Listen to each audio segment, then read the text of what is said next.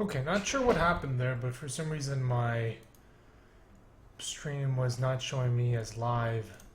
But it looks like it's all good now. So let me just post on Twitter, let everyone know we are now live.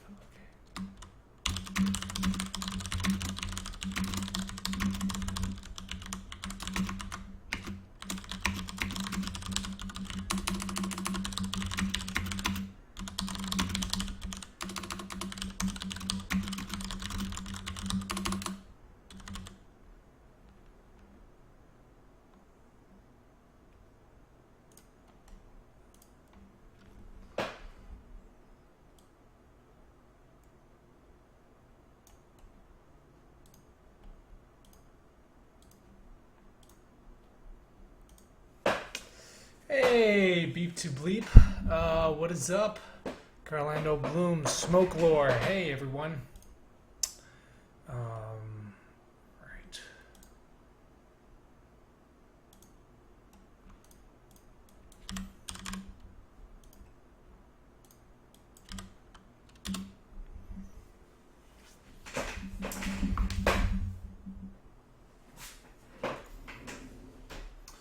Right, I've got my cup of coffee.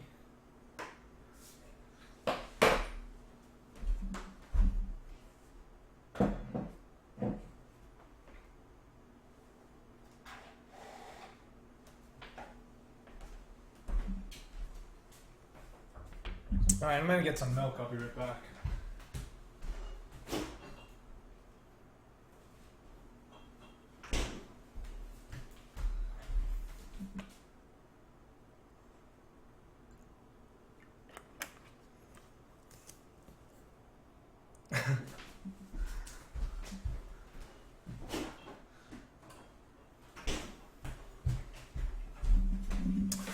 Alright, let's get started. Hey, we are doing some real puzzles. Hey, Anti-Pixel Studio, Pretoria 1978. Welcome, everybody. Yeah, so, well, first, what I'm doing is I'm actually creating this one portal from the Stepwell level into this next one.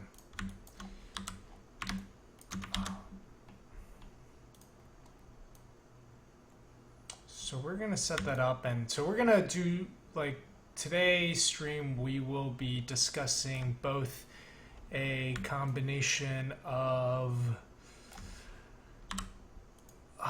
overarching level design pacing, and then also kind of details of teaching a player mechanic. We have been doing real level puzzle design always. Don't know what you were talking about.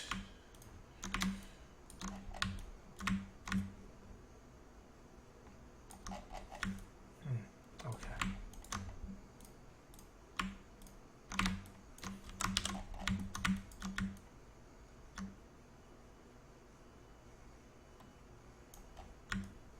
Oh yeah, but I think architecture is just as important, you know? I mean, I think if you look at Bloodborne, the architecture there is, you know, I think the architecture brings a lot to the game. And as a one-man developer, I got to do everything. Hey, Setfin and Revoke123. Hello, both of you guys.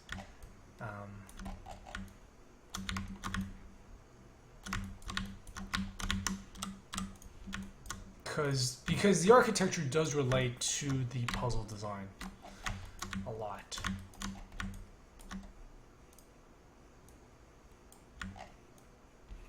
Ah, yeah.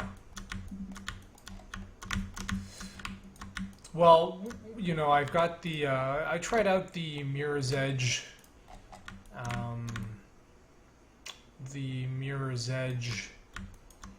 beta on the PS4, and you know, it's a Mirror's Edge game, but it made me realize why, even though it would seem like a really good game for looking at architecture, why it never really clicked with me, and I think a large part of that is because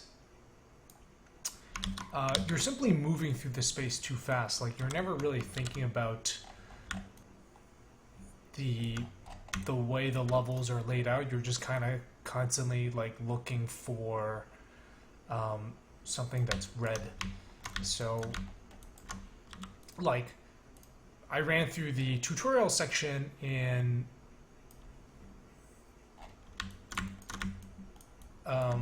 Mirror's Edge Catalyst, and I didn't really have any idea what the space was like. Like, I was just kind of going through doors, going inside, going outside, but really had no sense of space.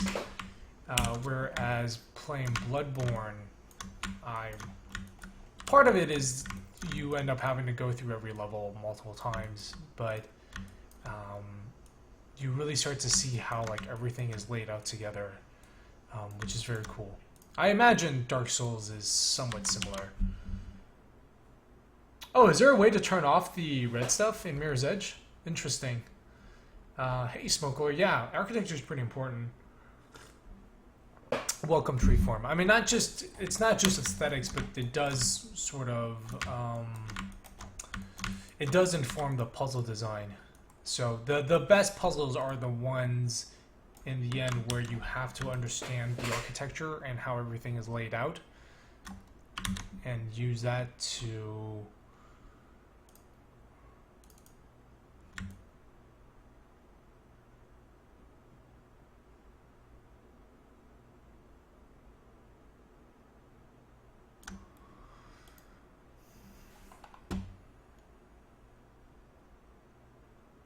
speedruns, best part of the game, because you got to another level, right?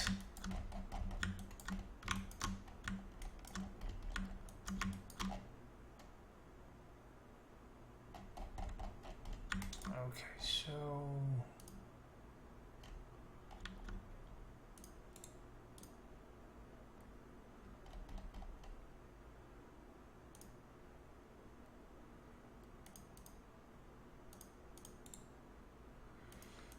this one, we are going to change this to 0. We're not going to change this to 0.4. We're going to change this to 0.02. And that means in... hey, Angie! What is up? How's it going? How have you been? By the way, and I don't know if I responded to you on Twitter, but you should definitely keep learning to program because it's a very, very useful skill.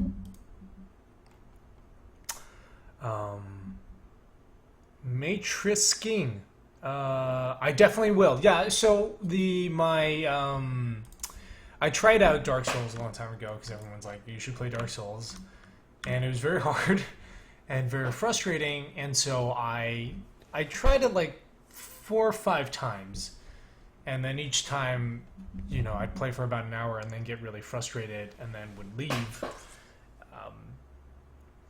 And then what happened was, then every time I'd be like, hey guys, what are some games with good level design? And everybody would always say Dark Souls. And Garlando Bloom here also talked about Dark Souls. And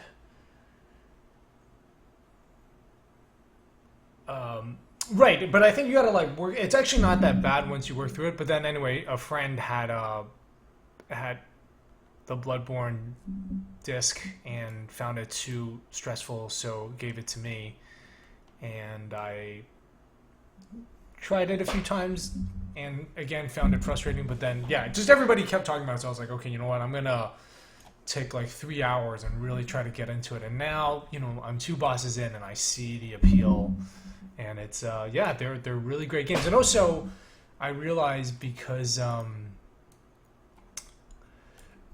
you know, when I play games like Assassin's Creed, I'm constantly complaining about how I think they're... Like, I don't like the way they have those... every quest, you have the optional ones. If you don't do the optional ones, it says, like, fail. Right? So you're constantly being told, like, fail, fail on the screen, even though you've completed the quest. So I really don't like the design of that. And I don't like the design of the... what the hell is this?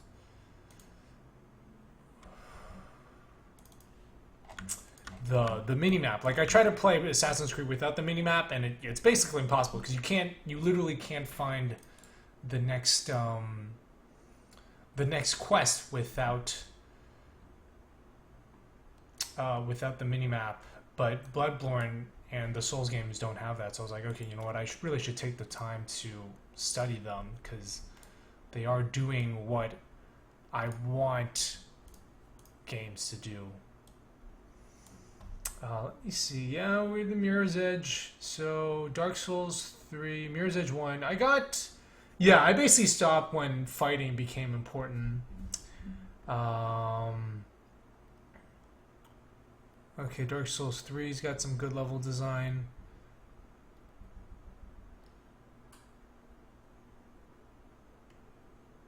Failure, you're dead.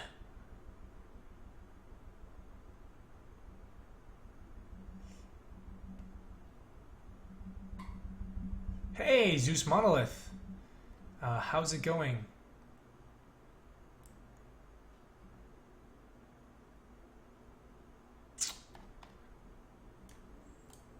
Yeah, fighting is still a big part of the new one. Although I think it's a little easier, like... I mean, I didn't get very far, but they just had light attack, which was hitting the square button on the controller. So it was less... there wasn't... If I played the first one, I remember that you had to like actually do a whole bunch of moves, and this one just seems like tap to fight. So I think they might have just made it. I think from a design standpoint, it might just be more of like how do I describe it? Kind of like quick time events as you're playing around to kind of break up the pacing.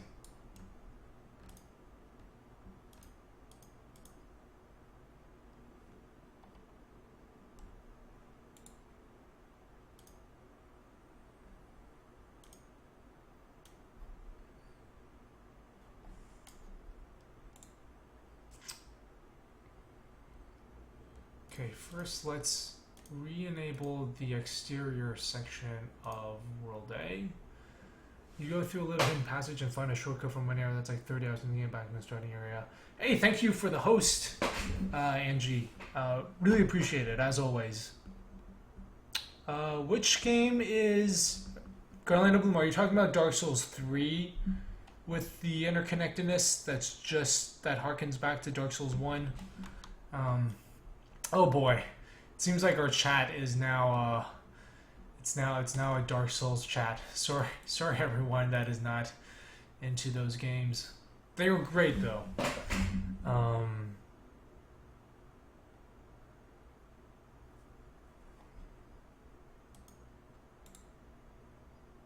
Set active. Okay, so this is right. So we want. You know, the thing is, I really hate the purple text. They're like actually incredibly hard to see.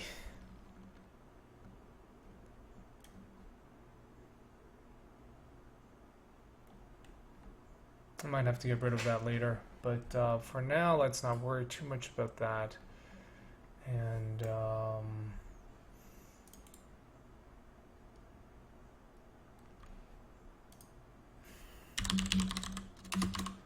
hallway world 0. Hallway world 0 15 0 41. Chat is now all about Dark Souls, I know.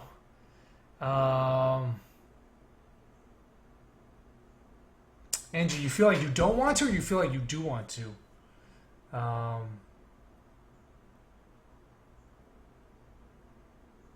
There's 3 has a bit of that overall.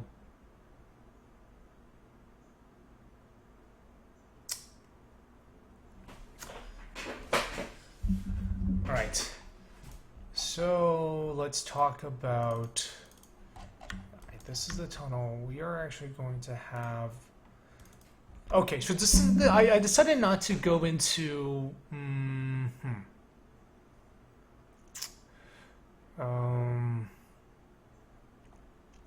Actually, you know, let me change this, and I'm going to show you guys what I have now with the other game.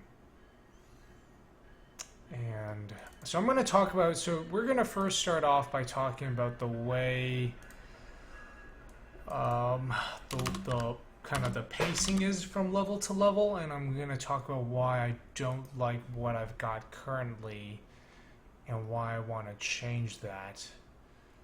So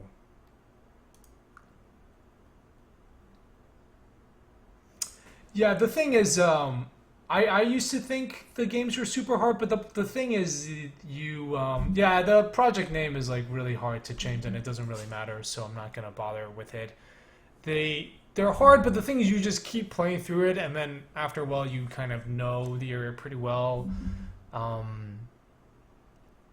So Relativity Remix. Right. So,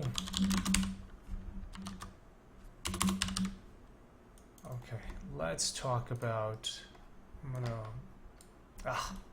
get this on the way.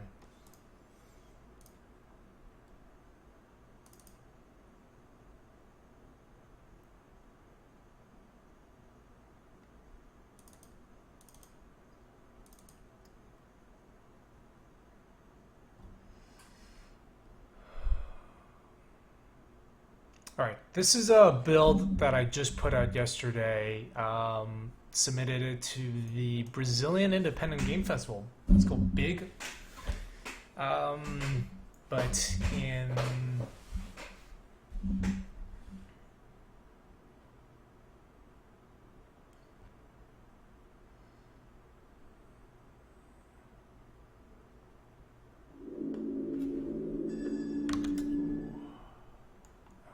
I'm going to disable the audio for... Okay, actually, you know what? I'm just going to put on headphones.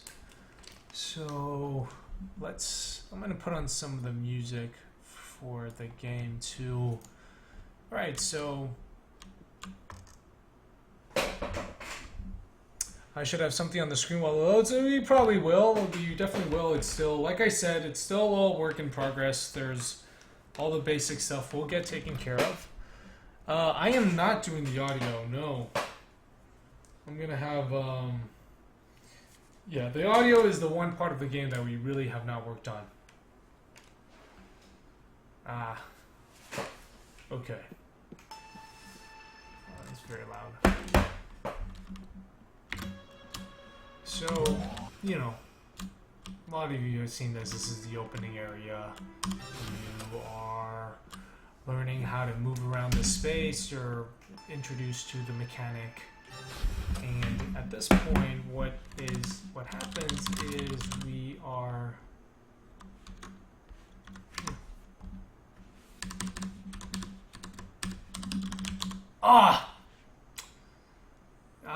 Okay. This is annoying. So there's this one problem where you can see it freezes up when I try to type toggle. And the reason for this is because the L key is, there is a key that, so there's a script that takes screenshots of the game. I press K to take a screenshot of the game at the resolution it's shown. And L takes a screenshot at 10 times the resolution. So that's what happened, and I forgot to disable that when I put out the build. So if you like accidentally hit L, the game freezes up because it's trying to take this like 60 megabyte, 10,000 by 10,000 screenshot.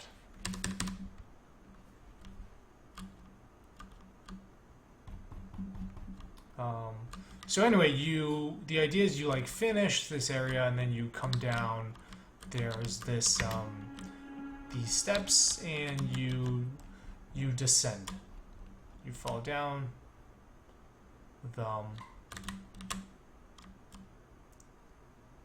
Print screen doesn't work in Unity.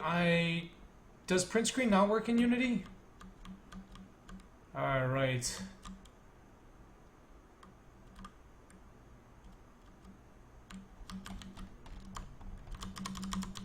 Alright, so you fall down these stairs and then we have this portal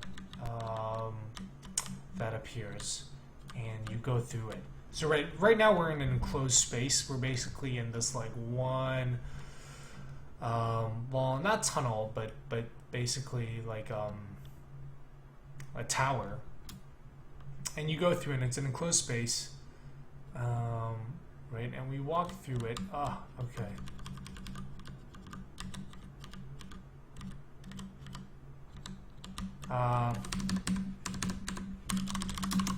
Okay, this is going to be a pain because every time... no, the whole point is that the portal is teasing the player, right? The reason why there's glass is that you can see there's something to work towards, right? You want to get to the portal. So yeah, every time I type noteclip is going to... there's going to be a problem.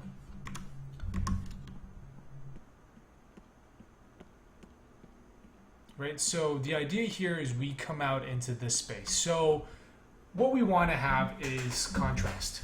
No, the lighting is not fixed. It just happened to be in shadow. So the idea is you want to have contrast between spaces, right? So now I come out and this feels like, so here's the difference, right? So there's a few points that are contrasting here. One, we are in an enclosed, like very vertical centric tower. Feel very small in here. It's an enclosed space. As you walk through the portal, you come out, and now this is like feels like very refreshing. Am I going to retexture my portal with the blank texture since they are not part of the mesh merging? I'm actually not sure what you mean by that question. Alright, so you come out here, and now we've got like a very open, it's very simple, it's very horizontal space, right? And it doesn't feel very complex, you don't feel enclosed, and it doesn't feel very tight because you can also see that the iteration between distances is the distance between iterations is pretty large, right? Like there's not, it doesn't feel claustrophobic, it feels very open but simple.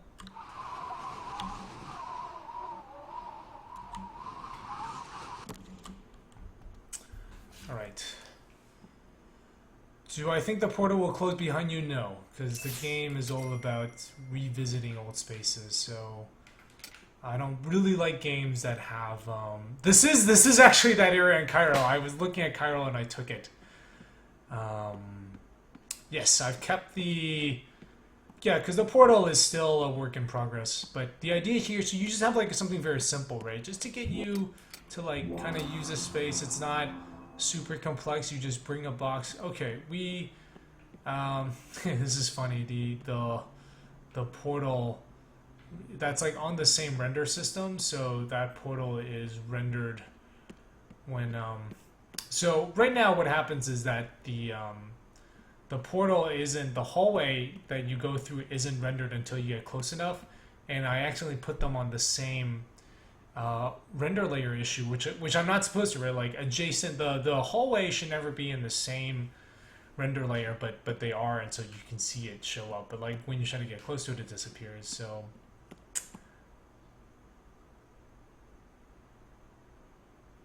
the big sculpture thing being a tree. Are you talking about this thing?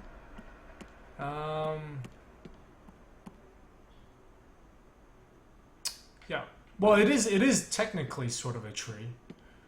But yeah, this, I got the idea for this from Cairo. So anyway, we open, but hopefully, at least for this build, nobody's looking behind them. But you go through this, right? So we've gone from this like vertical tower.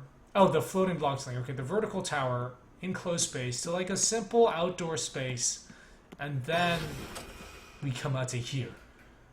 And then this feels, I think, a lot more impactful. So originally we were going from the vertical tower straight to here. Oh, if they were set up to... Yeah, I mean, that's still a work in progress. That's more... The reason why... None of this is final, right? Like, the reason why that level was there was to experiment with the pacing. So when we went from the vertical tower straight into the... Okay, so there's a problem like with the these renderers getting drawn again.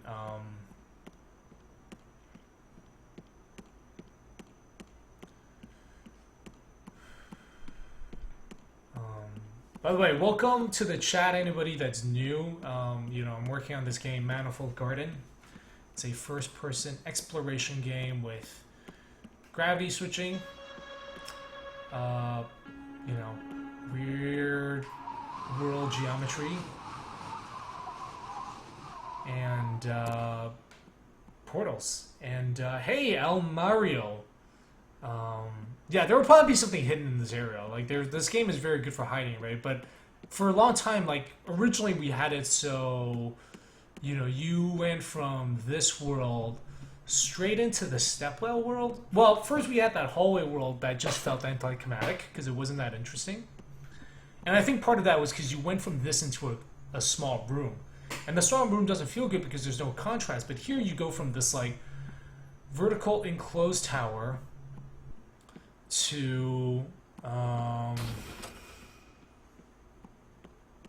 you know, to like, this feels like you can breathe. It's like, oh, I'm outside now. It's just simple. It's not overwhelming.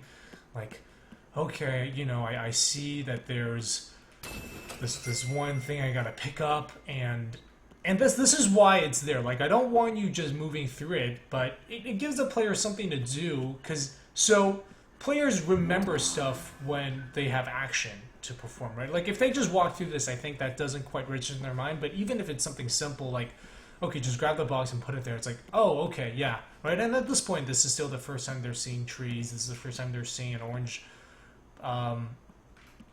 tree. And I think, you know, maybe they can start playing around with experiments. Like, if they didn't get to do it earlier, this feels like a safe space to kind of play around and see things move. Yeah, that's like that's such a Dark Souls thing. You kind of come back and things look different. Hey, Flint Steel 7. I think that's actually one thing I really like about Dark Souls is like, or well, Bloodborne. When I say Dark Souls, I mean Bloodborne. Is that you, like, after a while, because they make you have those bonfires, those checkpoints, and you kind of have to, like, still walk to, like, you have to go from those areas, that they really make you end up exploring these spaces over and over again. Oh, so here's actually something else I want to talk about, which is, this is not intentional, but when you are carrying a box, you fall at the same speed. But when you are not carrying a box, you actually fall slightly faster than a box, which means that eventually you can actually catch up to a box. And that is good. So it's like still kind of slow, but you can see that the box is slowly getting bigger. This is intentional. I need to, like, look at the code and figure out exactly why this is happening. But this is very cool because that means you can actually catch up to a box, and it's a really great feeling. Oh, ah! I missed the, I didn't press X, and,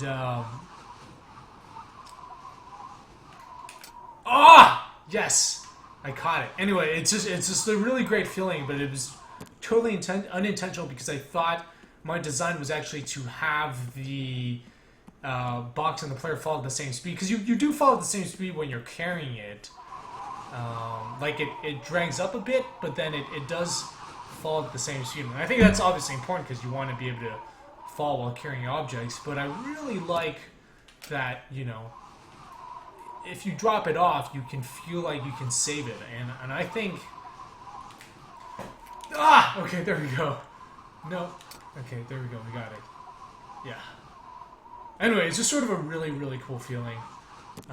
Hey, Ed Riofer. It's a good recovery. I mean, you can always just, like, go to the tree and pick it off again. But yeah. So, anyway, I like that. So, again, we come out, like, I like this space because it feels very open, like you can breathe. Because one of the things that, like, in PAX East 2014. So this was, holy shit, 2 years ago. Wow. Yeah, so I showed this game at PAX East 2014. It is 2016 now. That was 2 years ago.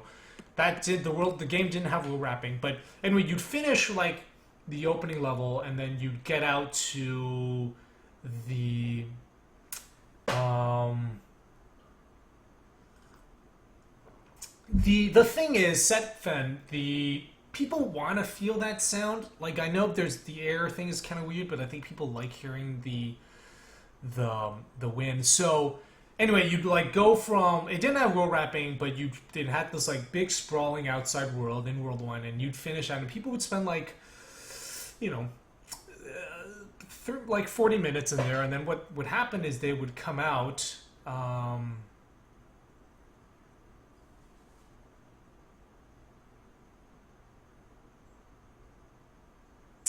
Hey, yes, that's actually the rain effect would be cool.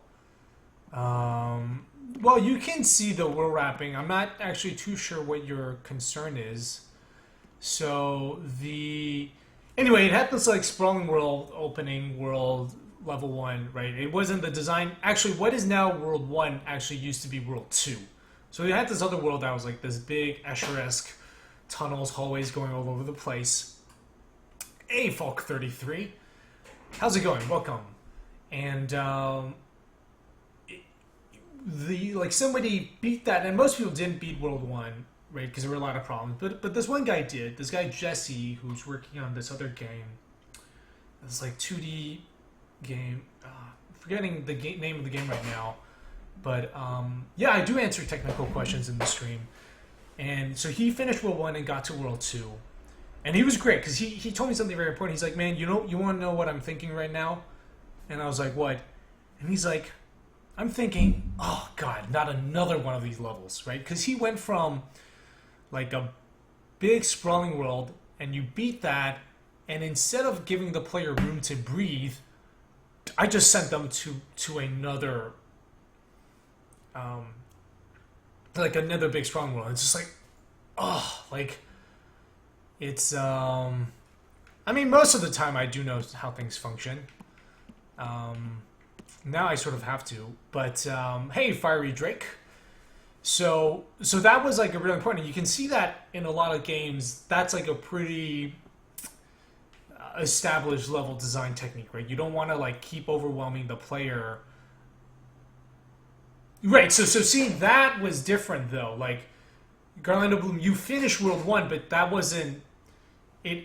You want more, but you don't want more right away. Like you want to be rewarded with something, right? Like the way Bloodborne does it, you're outside in these spaces, and then maybe you go inside this dungeon and you finish, and you get to come outside and you get to breathe again. Like Bloodborne isn't just waves of enemy one after another without room to breathe, right? It's like you maybe you beat something, you beat a giant boss, and then there's that little light to that fire to light up.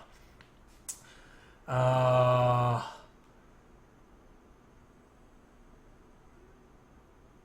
Yeah, plenty of programmers to speculate.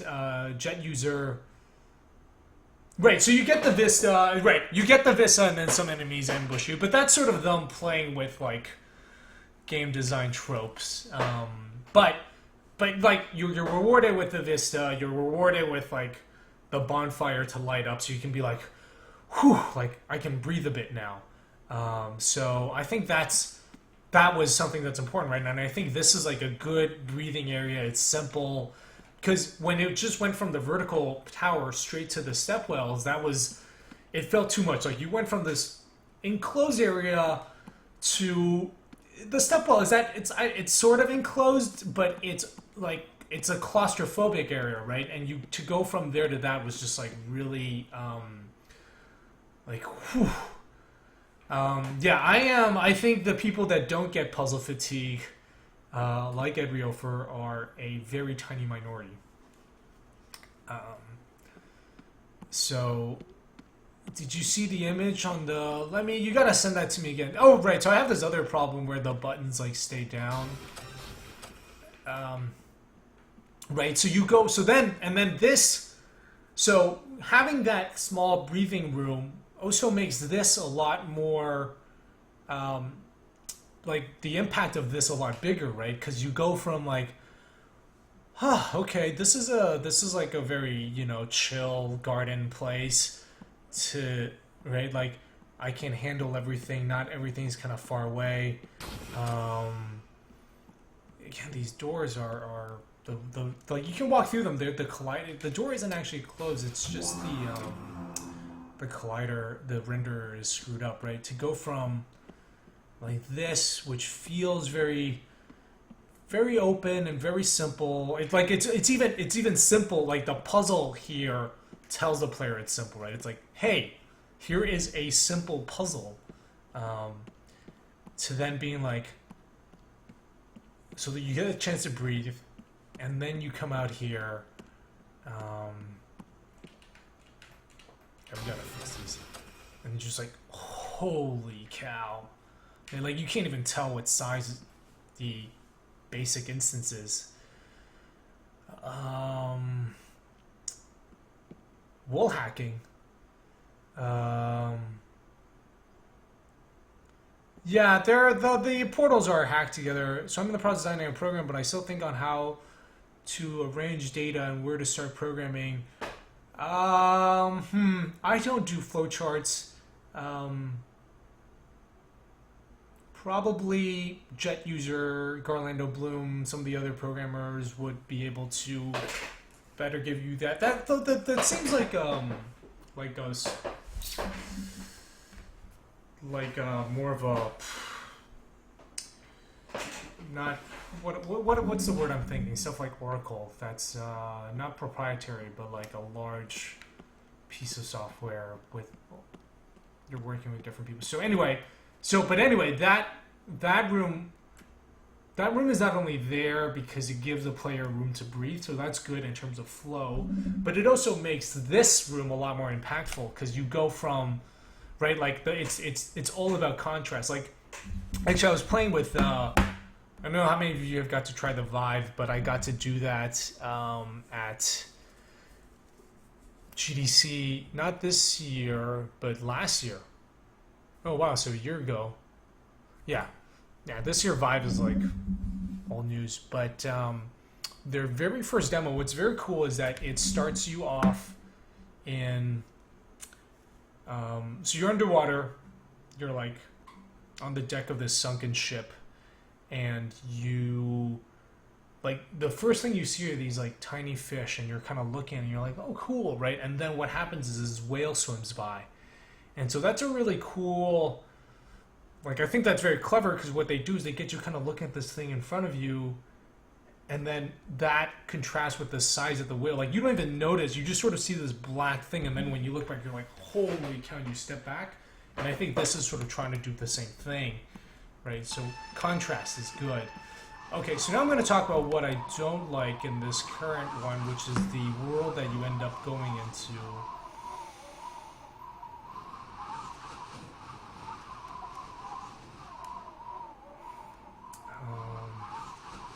Over on the other side.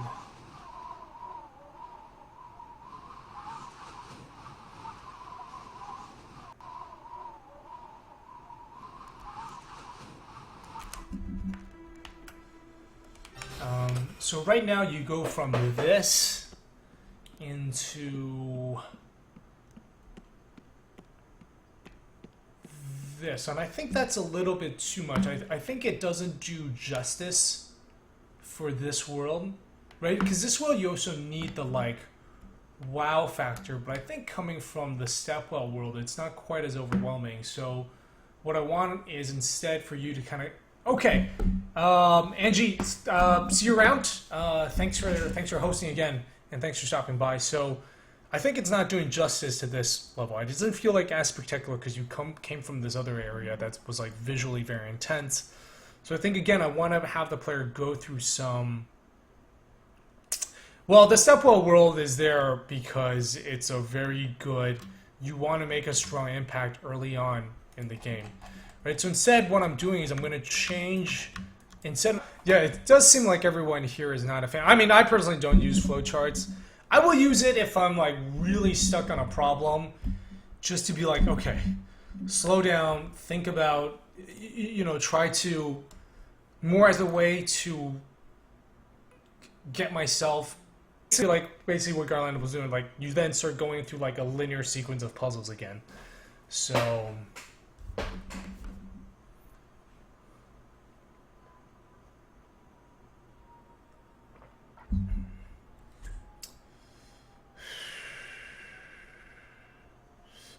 yeah, it does seem like everyone here is not a fan. I mean, I personally don't use flowcharts.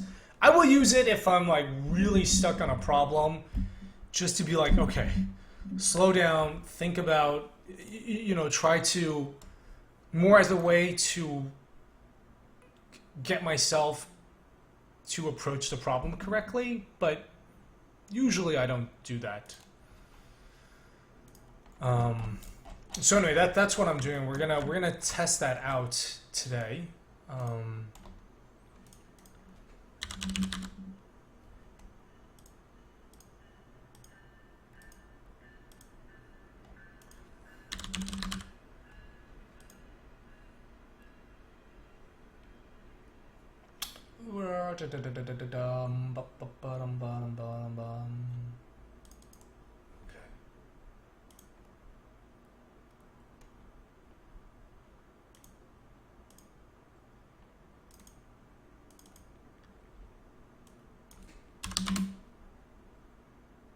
No, wait, this is the wrong hallway.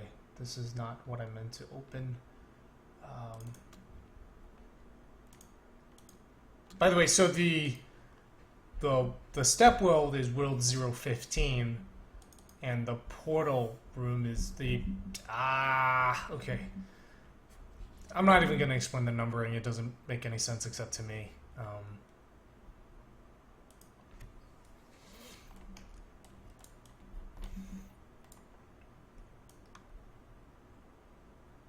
Yeah, analysis paralysis.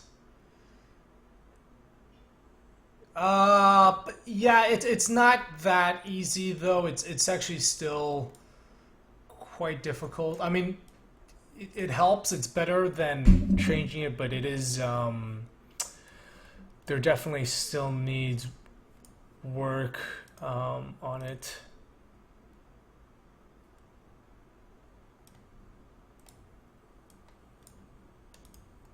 Okay.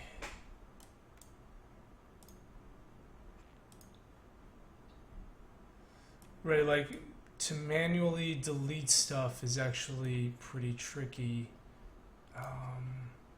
All right, so see, this is the mini step world, and you can see the hallway is the same.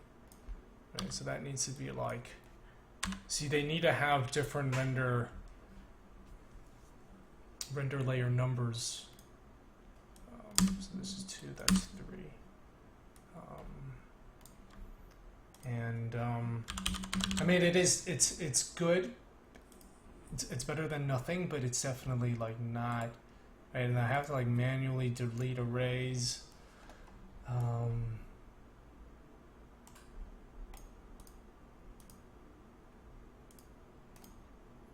Okay, so I think this is okay now. So let's go ahead and test out World 015. Just to make sure that this works. Oh, yeah. Tomorrow we're going to look at Garlando Bloom's Yet Unnamed Game.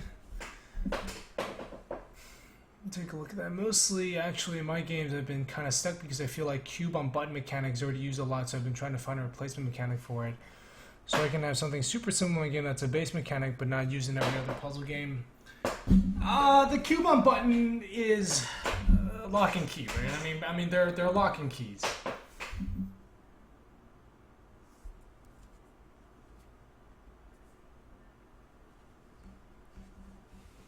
No mod pressure on the streamer. Yeah, who knows? Maybe we won't look at his game.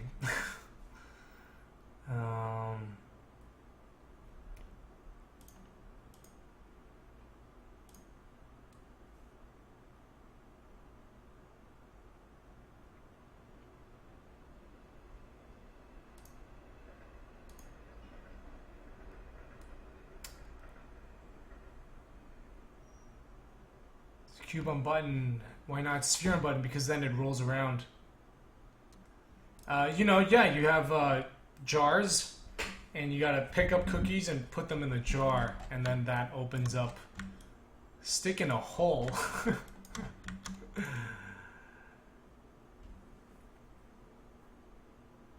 Yeah, like I use the coupon button, but that's more. It's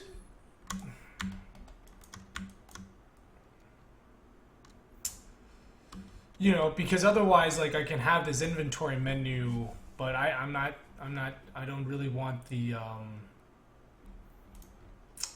sort of all the UI things there.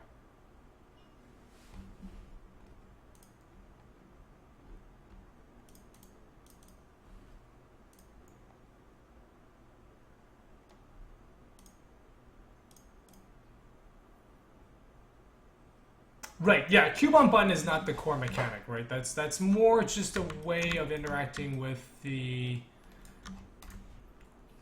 rules of the game. Hey, fresh heels. Hello.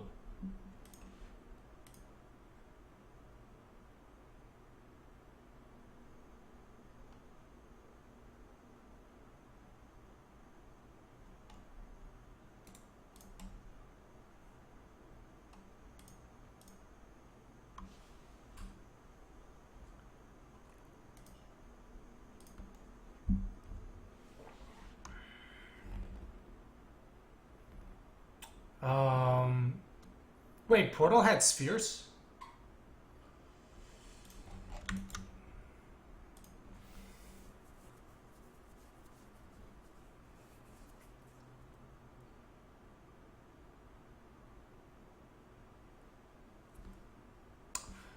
No, I would agree that it's overused. But I think ultimately that's sort of why there's like the tree growing. There's a lot of focus on the architecture. There's a lot of focus on um, you know, the water, right? All of that, but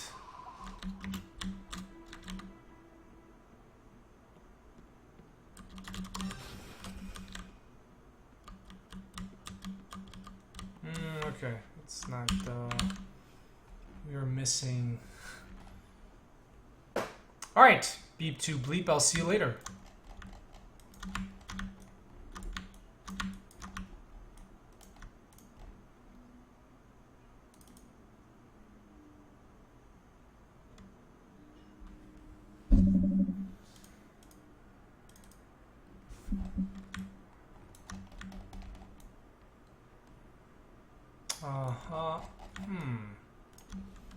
Hallway.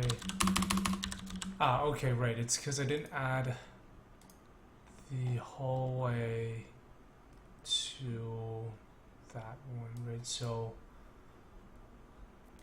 hallway W015.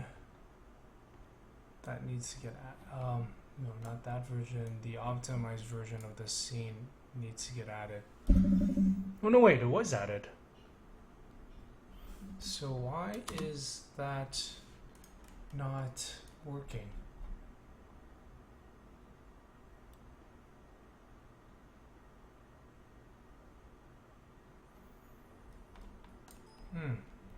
Oops.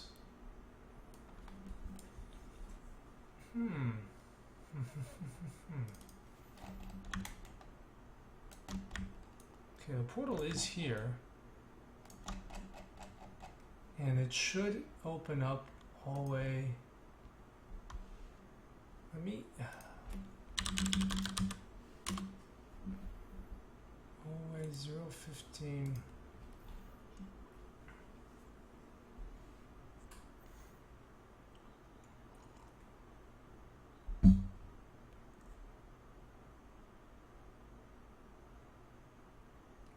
Oh yeah, Mag Runner did it.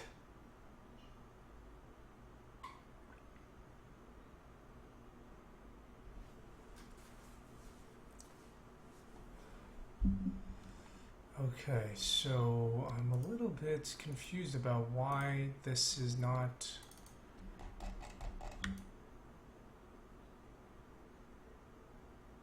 Yeah, so that matches up to this portal.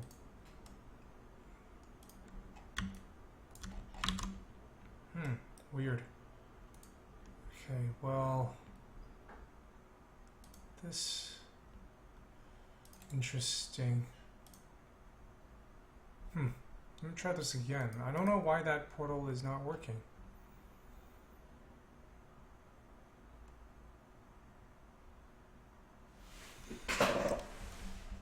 Making a great game is really hard because you have to constantly push for improvements, and then there's a part of you, the ego, that says it's great already. Well, it's not even that it's great already, right? Sometimes you just like it's that it's good enough. I mean, at some point, right? I think what's the saying, right? There's no way. There are no such thing as perfect games. There are just ship games. Why is this not loading? I'm so confused. Like, why is the scene not, is that, God, because I'm an idiot, and,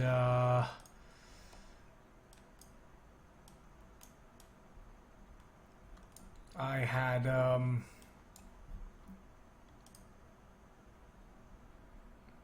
preferences. Yeah, you know what? I'm gonna not maximize on play. This it wasn't loading the other scenes. That's why.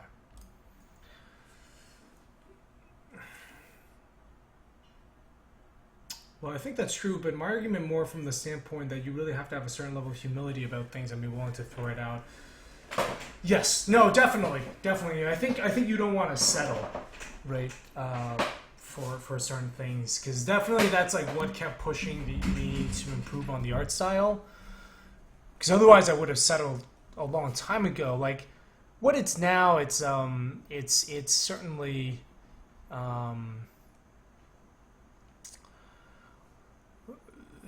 like I think the art style has definitely gone above and beyond what it needed to be if we're just talking about functional. And I think that's very important, and definitely wouldn't have happened if I were just like, okay, that's good enough. Let's keep it there.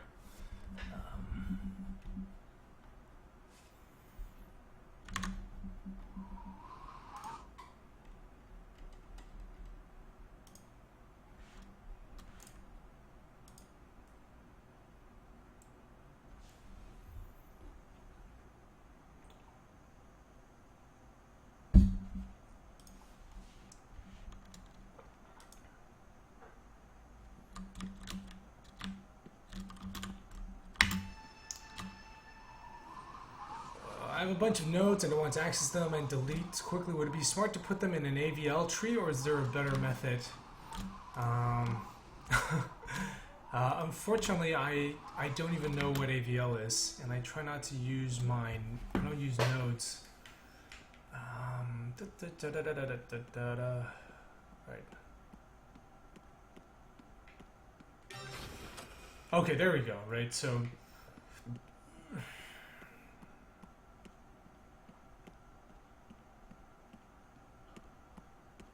Load.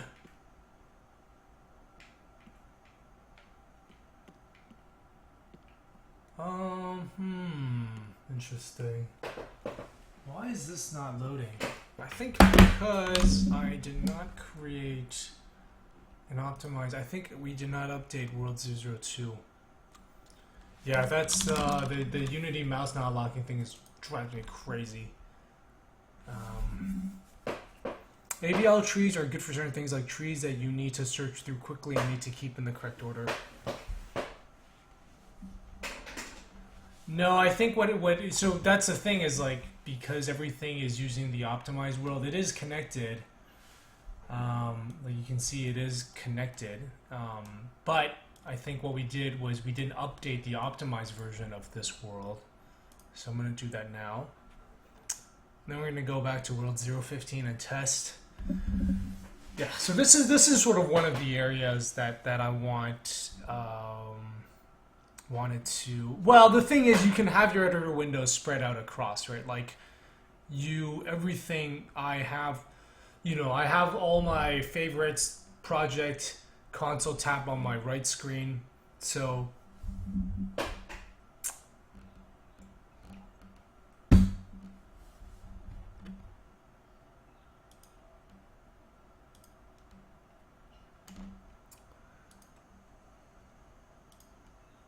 by the way, I finally did actually get in touch with Twitch, and they were actually super supportive. And I told them about you know, what I've been doing. They were like, so yeah, I guess they had like checked out my channel and put it on the which is why it like is on the front page of the creative channel, or at least like one of the 4 that's shown, and yeah, which I think is good because I think I'm guessing now with the number of viewers we are able to get video options, which for me was the most important thing. But yeah, and they were just like, hey, keep it up.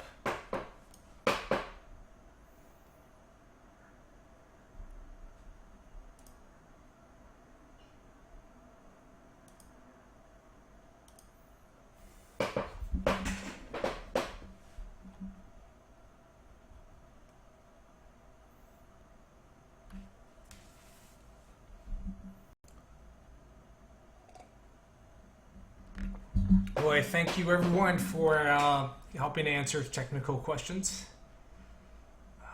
Okay, computer science in the 2nd year. Wait a minute, are you trying to get us to do your homework for you?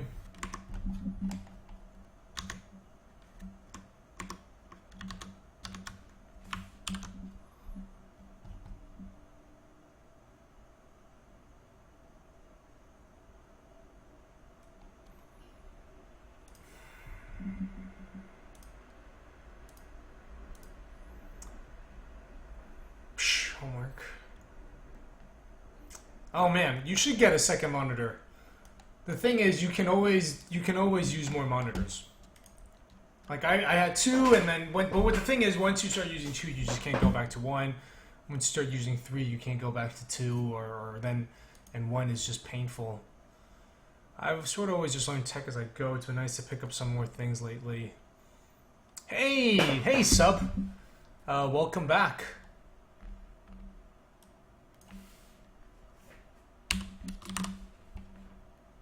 Let's test this connection. I mean, I'm still streaming. I've got another half hour, 40 minutes to go. You gotta get one of those stands. Oh, but is the resolution on the 40-inch TV enough for you to actually like read text? No, you haven't missed much. We're just kind of playing around with pacing across like levels. 60-inch here.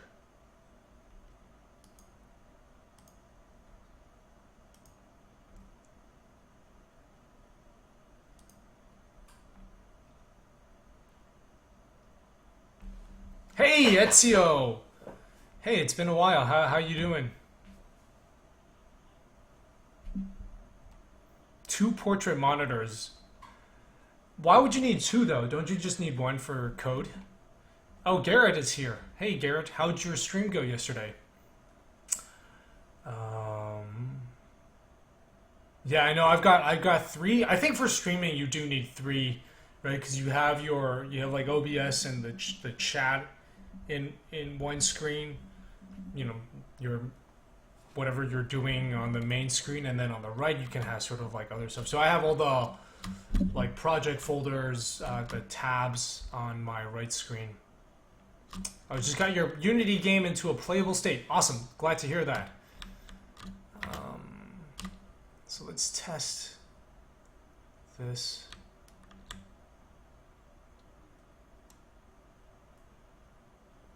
Rubik's twisty puzzle type game. Stream went well. Learned stuff about dynamic batching. Yes, that's very, very useful. I use dynamic batching for this game.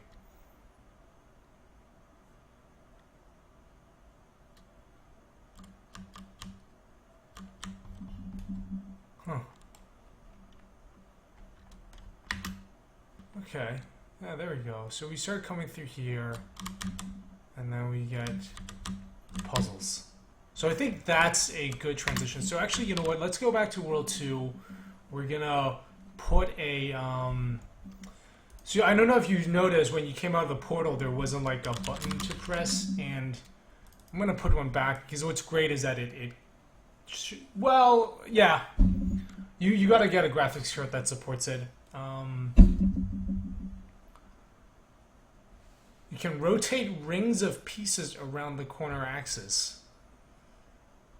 Can I fall through a portal? You can, but yeah, sometimes it does mess up the loading because sometimes the world isn't loaded. You like move through it fast enough. I mean, it's just a matter of like making sure that the world is loaded, like given enough distance, right? You can also shift all of the layers along XYZ axis. Interesting. Do you, Ezio, do you have like a screenshot of the game? Do you have a what's the name of it? It sounds very cool. It sounds Mega Cray-esque.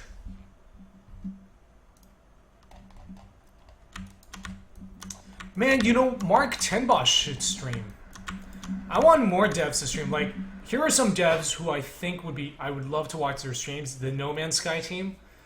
Like, that must be such a cool stream. Like, they can just talk about procedural generation, and I don't think it would ruin the game at all because there's just so much tech stuff to cover, right? I think that would just be an amazing. Well, although they probably have like so many people watching that it's sort of it might not work that well because I think like we've got just sort of this perfect size. I mean, you know, I think like even under 1,000 you can have really productive discussions, but then when you have like 10,000 people, then people are just sort of chanting. Still, though, I think their stream would be very fascinating.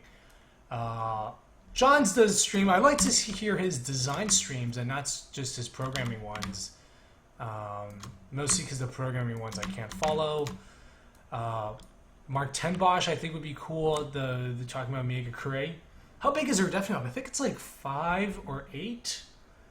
5. I think they must have expanded because they were looking for a programmer some time ago. Yeah, give me a second. No, I don't have a name. Open to suggestions. Definitely take time to think about it.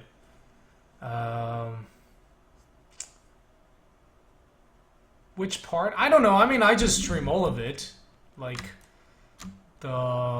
just talking about their procedural generation tech, or even like maybe for No Man's Sky team they wouldn't quite stream the way like I am doing, but you know, maybe the artist can work on something and just be like they would just talk about why they're doing things a certain way, and so on. Yeah, John is very worried about spoilers, so I'm gonna stream No One Comes. I don't think you just gotta keep doing it. Treeform. It's you know, when I first started streaming, it was like 2 people.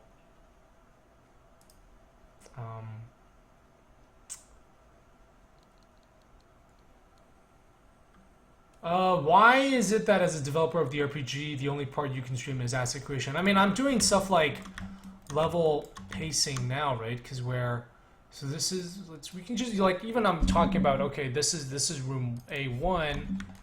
Oh no, that's not that one. I want to talk. This is the room. So room A3, and then this goes inside there, right? You just talk about the way, like, okay, this is why things are organized this way. This is why I'm doing things. This is like, I just like to hear more about people's design approaches. Maybe you can talk. There's a lot about game development you can talk about without spoiling stuff. And then also it's like, so what if a little bit of it is spoiled, you know? I don't think I think you should. I mean, it takes time to post to start a devlog, but I don't really see reason not to. And a devlog is one of those things you just have to you only start to see the benefits of that after a while. Yeah. Well, here's the thing with spoilers, right? The number of people, like, okay, right now there's 40 people watching. But that's a sizable number, and obviously everyone here is like super into this game, I would think.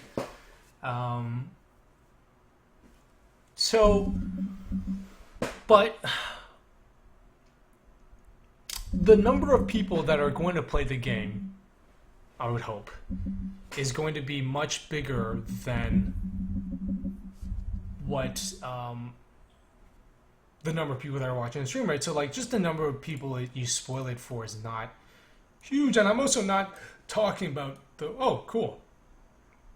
This is Ezio Auditore's game. I like the art style. Although I'm having a hard time seeing... Is that yellow piece, like, inside or on the corner? I think I'm having a hard time seeing... Like, here it looks like it's just a cube with different colors, but this looks like the yellow is inside of it. Did you see the link? I think at my scale it's probably fine. Not many people see the game. Same with you playing it. Oh, Garlando Bloom, what's that supposed to imply about the size of my stream? Size of my channel?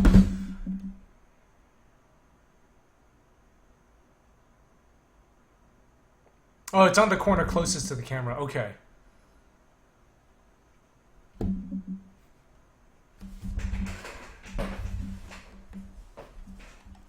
Well, I think the reason I'm getting... Yeah, where Aaron Easley, he's the painter. He is currently on the Jumbotron. Come on, Aaron, end your stream so I can be on the Jumbotron. Nah, he's a cool guy. He's got a Bob Ross thing going, very, very chill. Yeah, like a lot more people. Like, that was the thing. Like when I was changing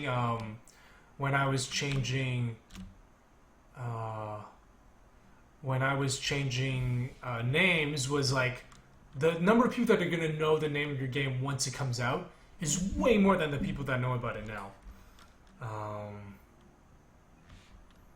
Hey Wyatt. Top image would be halfway. Oh, I see. I got it. Okay. I think I see what's going on.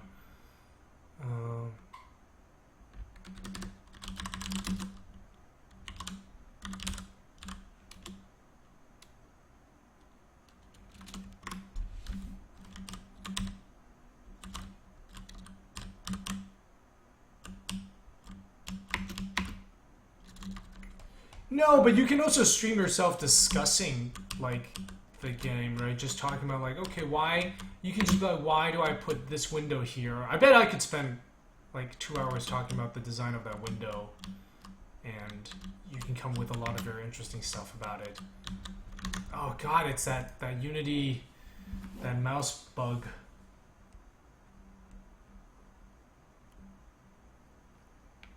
Alright, wait, so here we get this. Alright, so we are going to go through... Oh. I'm not a...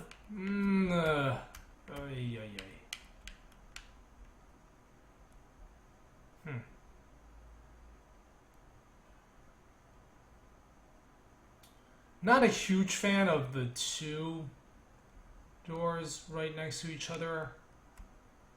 Okay, yeah, I'm gonna change that. You'd be surprised about coding. I think some of the best moments here on this stream were coding, right? When we did the shader stuff. Like, when you finally get things to work, it's actually pretty exciting.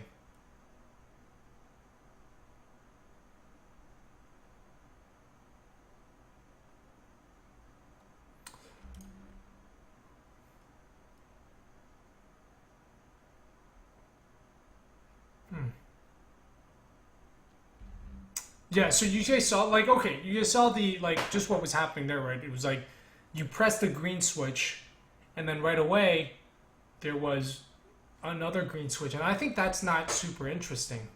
Oh, I don't have any, I do not understand the Unity animation system.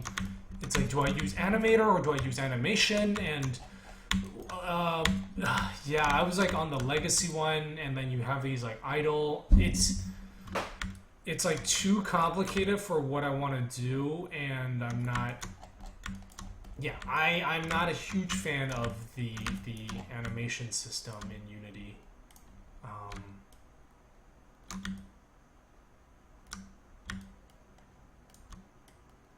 Right, so basically what I want to do here, what I'm doing is I want to, it's like not as interesting to have a green button followed by a green button. Right? It's like, what's the point? So what I want to do is instead have this room be a, so in that case, you know, we are going to rotate this down. Oh dear though, but yeah, you know what? Let's do this. Check this out. So we are going to rotate this down. Hopefully there is still room, right? So what I want to do is I want to get you to be in another gravity and then rotate on top of that.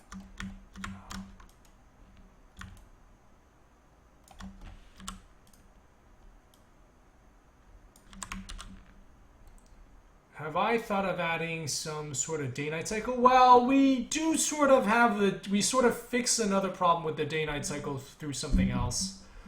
By the way, guys, give me 1 second. I am going to, yeah, I don't want to talk about the solution for the day-night cycle because that's spoiler that I don't want to. Well, some of you have seen it, but I've decided to keep it more of a secret.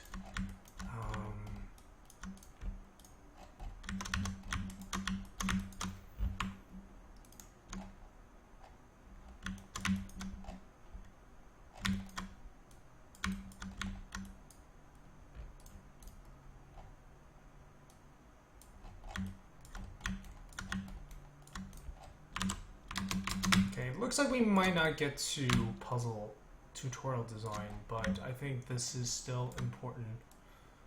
This is important stuff, man. Okay, here.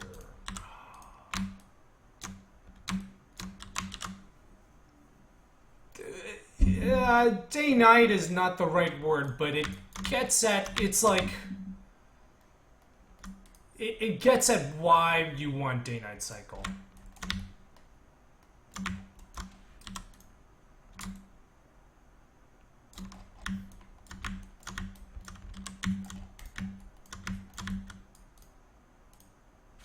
It's sort of a really clever solution to not, to like, it's kind of cool because I think when you say day-night cycle, you're really missing, what you want is that change in visual and change in atmosphere, right? Like night feels very different from day, but not necessarily like you want a sun orbiting a planet, right? But you can get too caught up in the idea of the sun orbiting a planet and miss the other thing. And so, yeah, that is all I'm going to say about that.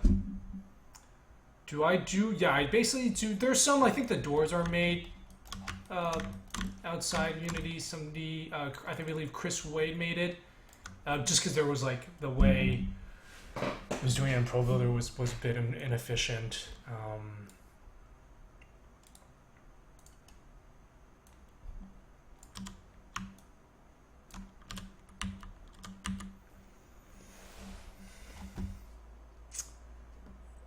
No, it does make sense. What I've done is,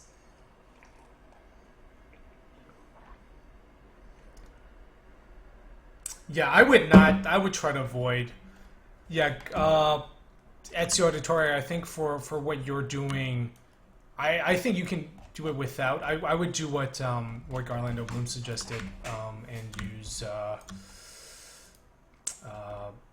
yeah, kind of try to do it procedurally because your stuff looks pretty simple.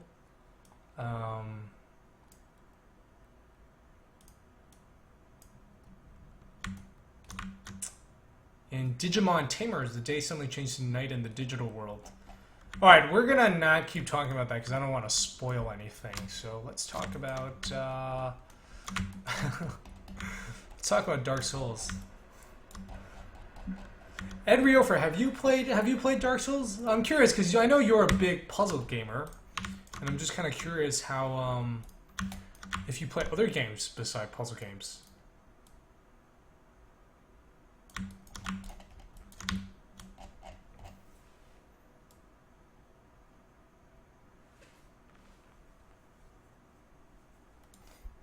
Oh my god, Dark Souls. Yeah, I know. I was joking about how I've basically become one of those people that just won't shut up about it. It's very good though. Hmm.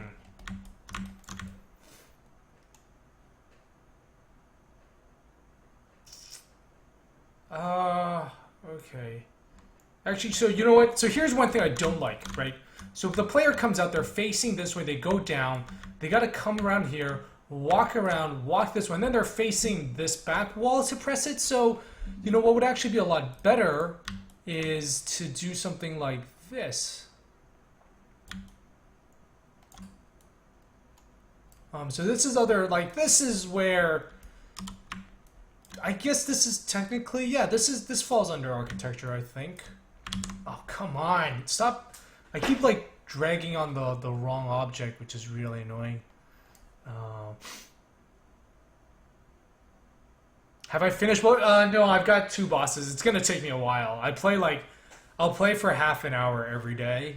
And, you know, I don't make a whole lot of progress, but slowly I'm working my way through it.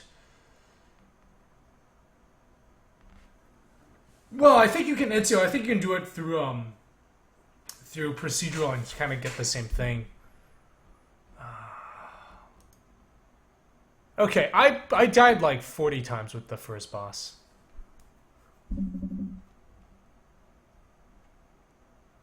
Won't run on your PC.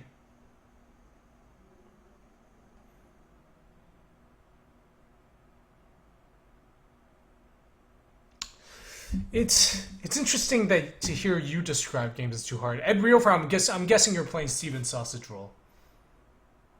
Hey sub, which game release? Hope you're talking about Manifold Garden. When using ProBuilder, I don't know why, but like so I have this like favorites tab, which is my most commonly used. Okay, if anybody from Unity is watching. What the hell? Why can't I move this stuff?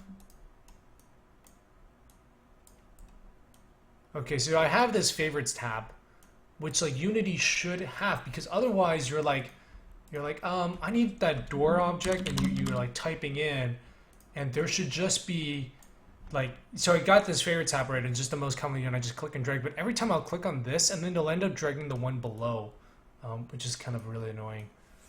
But okay, so you see what I've got here. So instead, now you come around and you're facing this immediately, right? So I think that's a much more interesting approach. So now we just gotta move this thing up. Okay, but I think it might hit. No. Okay, so I am going to lower this level a bit.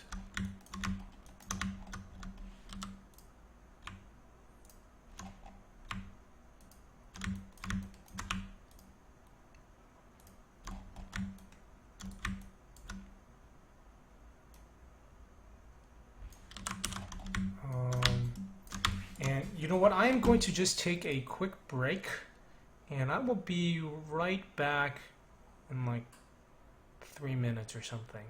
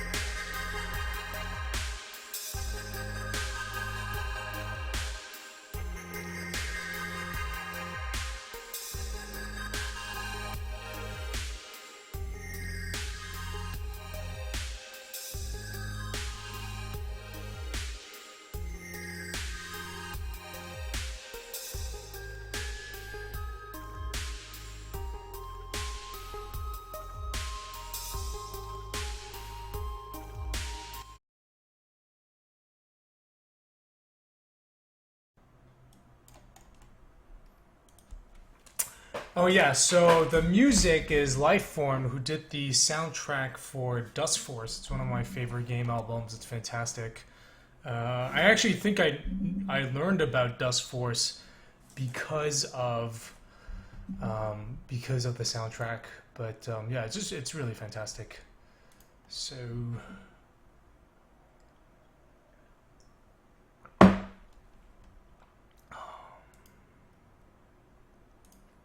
Oh man, we got my friend Evan Todd, who is the creator of Lemma. We should raid him after this wraps up, which is in just a bit. But he is doing some 3D C++ coding, so we're gonna stop by in a bit. I think he just started, so we're gonna pay him a visit later. Oh yeah, fantastic. I actually bought the album off of Bandcamp. It's fantastic. So. But yeah, Evan's a really cool guy. I think I know a lot of you guys do talk about programming. By the way, they are working on a new game. The Dust Force game, Hitbox is the name of the studio, and Aspire, super ambitious project. Lexi, who's the programmer on the team, like had to rewrite his own sound lighting system in Unity. It's super cool, but they are. Yeah, I'm super excited. It's like this crazy procedurally generated game, 3D roguelike programming. Understand the matrix. Oh right, so you wanna. I have these like cushion pieces, right? They're just there so that I can like line this up correctly. Okay, folk. Thanks for stopping by. Feel free to come around and ask questions, and people in the chat can answer them. Okay, let's hit play. Only how to deprogram. Man, Matthew Yeager, he's the creator of Aerobat, which is like a really cool shoot 'em up. We've had him on the chat talking about their games, but he was going on this rant on Twitter about the Matrix, and I think the movies, the sequels get too much hate. I think they're actually fantastic. Okay, awesome, Zeus. I will see you later. Thanks for stopping by.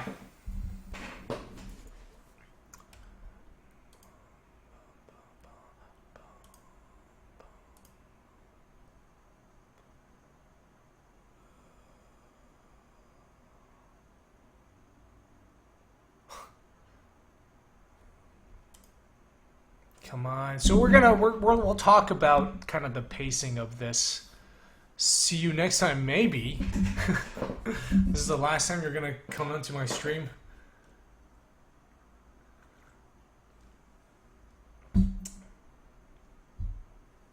They don't justify their own existence. I mean, it had to close out some of the threads. I think they're great. I think they're like not as groundbreaking as the first Matrix, but that's a crazy, like, action movies. It's like pre-Matrix and post-Matrix, right? But I don't know. I like what they did with the ending. I like the way the story evolved. Yeah, maybe bad CG, but I think they did what they made the best of it. So yeah, we're not going to talk about details. Interesting. I don't mind what they did with it, but yeah, let's not. Who here hasn't seen The Matrix? Because the first one is incredible, without a doubt. But that's really crazy. I think the only movie recently that's felt pretty awesome. Okay. Let's not. I saw that video. We're not gonna talk about that. Don't spoil it for people. Yeah, I saw that video. Oh, right. There's so the problem is like you actually can't spawn from there, but because that door is open from the other side. Why don't I bind no clip to a key? That's actually um, a really good idea. I don't do it because I haven't done it, and now I feel stupid. I mean, they're pretty polarizing, Lidzel. I like them. But that is, yeah, now I feel dumb. Wait, they did V for Vendetta? Oh, interesting. Had no idea.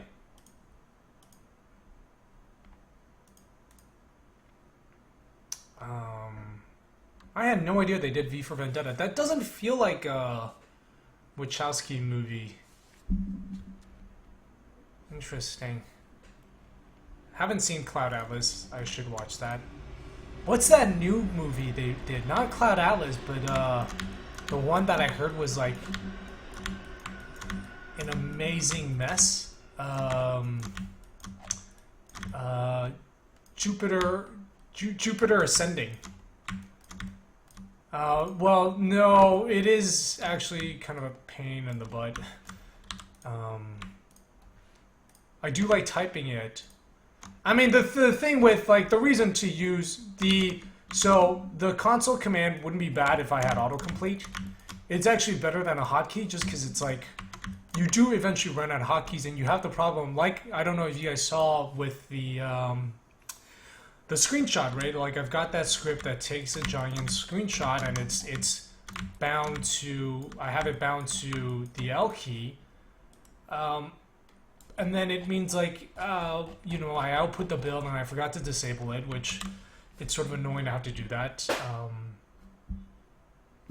Did I implement the command console? No, it was sort of basic. There was like one, it's not a plugin, someone just posted it and I just used it.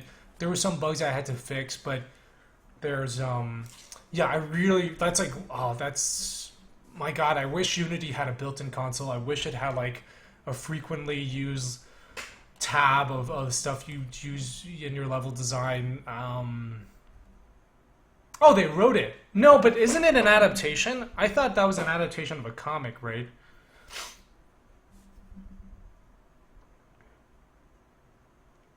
Jupiter Ascending. Okay, sub. Hey, thanks for stopping by. I'll see you later. You know, that's actually not a bad idea. The print screen key and 10 by 10. That's actually a really well. The thing is, Dropbox has that thing with print screen where it actually takes a screenshot of all the monitors for me. Yeah, no, I should just do that. I should just like set that up, but yeah, Lidzel, on the devlog you can. I talked about how I set up the console. You'll have to dig in for a bit. It was a while ago. Okay, well, can't bind to print screen in Unity, so I guess that eliminates that. But I actually think the thing it should be using the if block for debug builds and just to kind of catch some of the stuff with some of the debug stuff.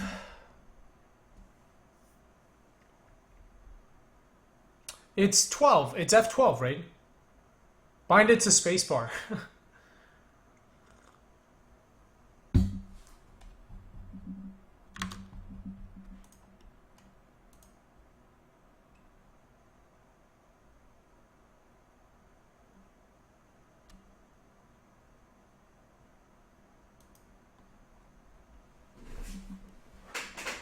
Yeah, I know. We need to do that. It's sort of like there is a list of things. Wow, you've thought about a lot of things, Scary. That's like,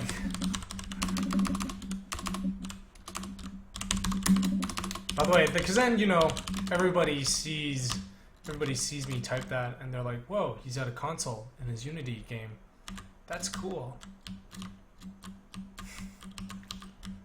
Alright.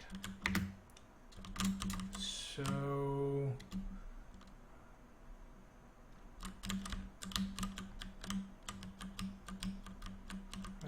come out of there. I think this is good.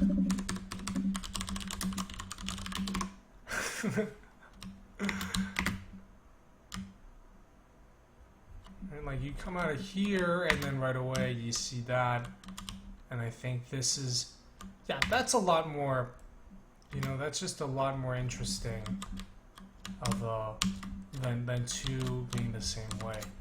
Right.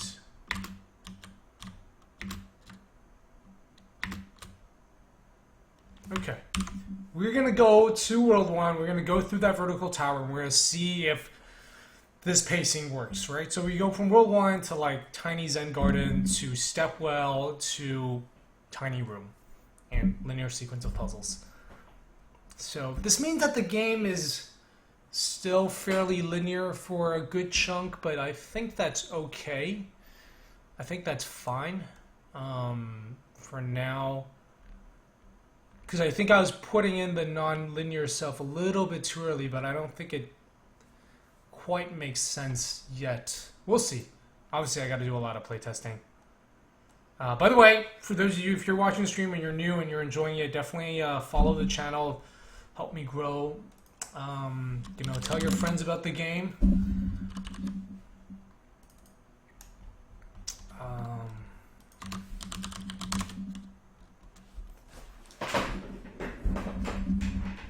It's not too bad if the progression is smooth, right? Yeah.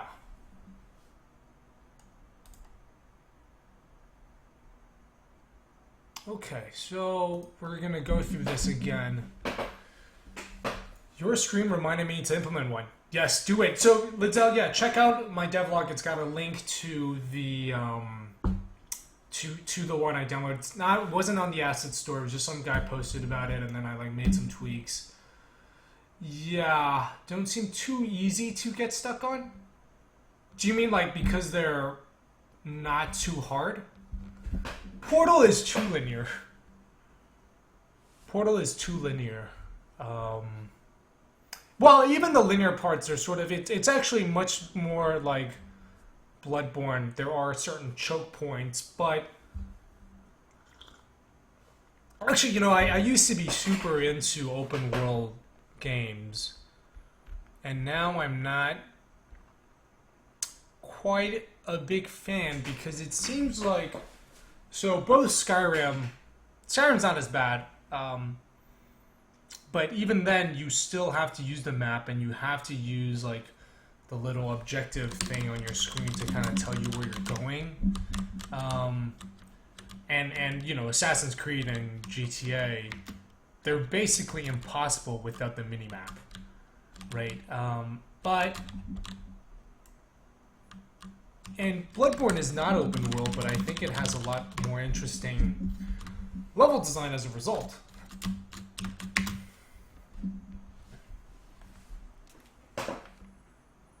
Okay, so we go through here, we solve this open, right, and like, okay, you know what, let me go back out again.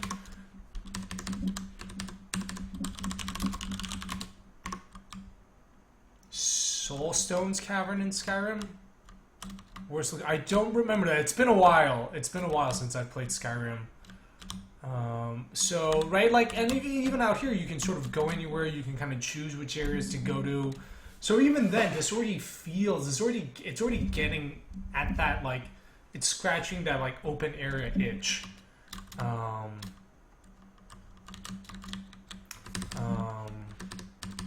Right, and now we finish that, and we come down into vertical tower enclosed, right? And like, all right, this is how I would imagine a player. Holy shit, this game is so cool.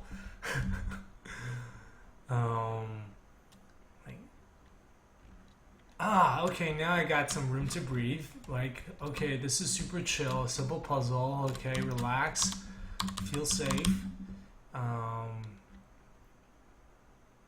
Because, you know, you just kind of came through this, and man, I don't think it's gonna make a difference whether that's like, we're talking like a few seconds here, but I like that. I like the distance of that fall. It's it also keeps that world pretty far apart. Right? And then you come out, you get some rune of breed, you get literally a simple puzzle. You come out here, right? And you're like, oh, okay, this is like, you know, it feels like a breath of fresh air.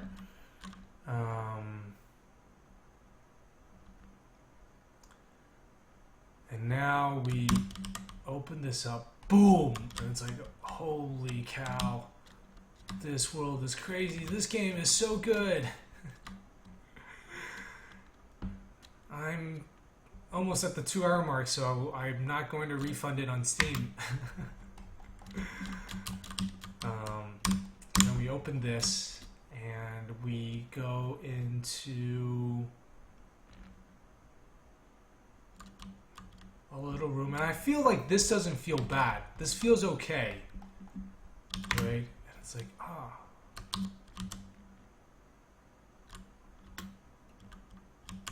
And then you start solving puzzles, and it's sort of a new mechanic, so you're God, but you start to see like, oh, okay, you're getting a hint of what's outside. You're like, and I think this is good. Yeah, I like this. Okay, well, I think that's a really good spot for us to end the stream today. I'm gonna put this in the, I'll put a bill for PS4 tonight, send it off to them tomorrow. But yeah, okay, so yeah, a lot of that's what we're gonna be talking about is like overarching level pacing, and I think this is only all devs play their games and acted how they wanted their players to react, which is just like so that's really cool. Yeah, I'm glad. You know, I think we're gonna get Sean Hogan, and because he lives here in Chicago and talks about Bloodborne all the time and Dark Souls, but I think we're gonna be discussing more. We've been talking a lot on this stream about puzzle design, so that's actually one of the things that I maybe not, and I might be wrong, but perhaps, and I think just at where I am in the development of this game right now is that Steven's Sausage Roll.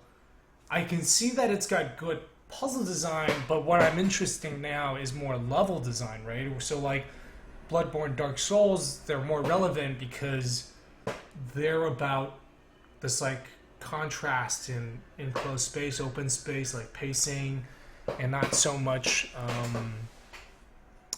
right. Whereas I think Steven's Sausage Rule looks like it's more. And so where this game gets is like it's got the puzzle design, the pacing of it that you would find with Steven's Sausage Roll. Hopefully, although I should look at that maybe when I go back to doing more puzzles. But right now, I think the challenge for me is level. I have not found a new programmer yet. I mean, I've gotten a lot of emails, and it's like taking me a really long time to get back to everyone. But if you send me an email, I will get back to you. I'm just kind of like working my way through it. I'm starting to respond to emails, starting to do some interviews. But yeah, it's very time consuming because I still have to make the game right, and we're trying to get the build ready for Indiecade East. I'm trying to play Bloodborne to talk about this stuff, to get a sense of levels. And by the way, if you guys have suggestions of games that you feel do that like overall level design well, it seems like Dark Souls is always at the top of that list. But anyway, let's we are, Evan Todd is a super awesome developer. He made Lemma. Really awesome guy. We are gonna go and raid his stream, and we're just gonna say cookies all the way down, and we are going to not have we're only gonna have one emoji. So yesterday, by the way, sorry I set up a raid yesterday, and we like totally messed up because there were too many emojis and that got blocked, but yeah, we'll pay Evan a visit, and we'll do a raid. So now we'll just do one. I think 3 might be too tricky. So Anyway, thanks for watching, guys, and I'm gonna go hang out on Evan's stream for a bit, and I will see you guys. I'm gonna host the stream, but I will see you guys tomorrow. Thanks for hanging out. Aprexo, hello. I think you're just coming in at the end, or rather, I'm just seeing your chat now. So,